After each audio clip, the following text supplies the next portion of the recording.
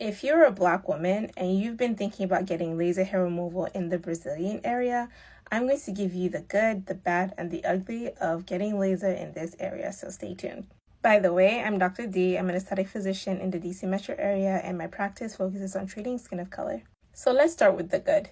If you struggle with ingrown hairs in this area, which is something that I see very commonly when we do treatments, then laser hair removal is going to be a great option. And the reason is that after 2 to 3 treatments of getting laser hair removal, the hair will start to come back very thin, and thin hair usually doesn't cause ingrown hairs. So it gives your skin a chance to breathe, to heal. It'll help with pigmentation, it'll help with scarring.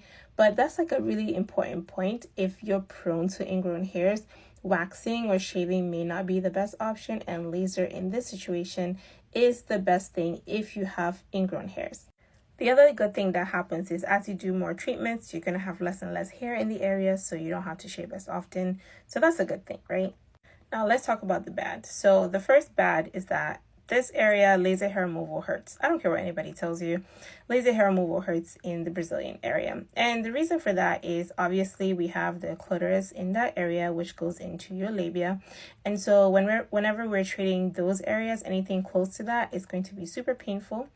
And the heat from the machine can be like really abrasive on the skin in the labia. So usually we cannot like use high settings on those areas, and so because of that, when you're doing your treatments, you might find that the area at the top or the mons pubis will like you'll have reduction in that area, but on the labia it will take a long time to get rid of it because it just can't handle that much heat.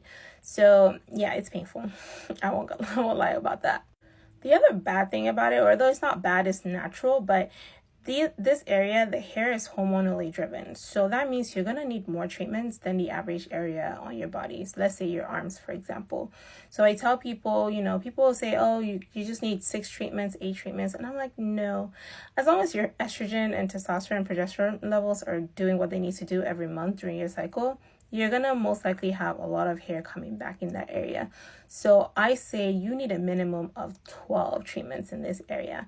And that's not really taking into account genetic variability, because there's some people who are naturally hairy. And if you're naturally hairy, then it's going to take more. If you're of Middle Eastern or South Asian descent, then it's going to take more. I'm sorry, you guys, but it just takes longer for your hair to go away. But yeah, so that's kind of the bad, because you need way more treatments on this area than in other areas of the body. And I think the ugly part, which I see a lot, and it doesn't happen in my office, but people get burned here a lot.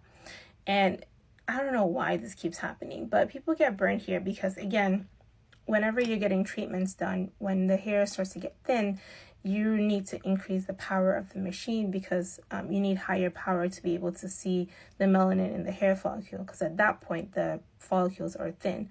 So people get burned here because, in my opinion, there's this rush to do minimal treatments to get the results, but then you increase the power and your skin may not be ready for that power and you get burns. So in this area, like I said, it's better to do more treatments in a safe way so you don't get burned, versus getting 6 treatments and then towards the last 3 you end up with a burn because they keep increasing the power in an attempt to get rid of the hair without considering the fact that hormones are at play and you can't burn away the hormones. So I hope that was helpful. Let me know if you have any other questions about laser hair removal in the Brazilian area.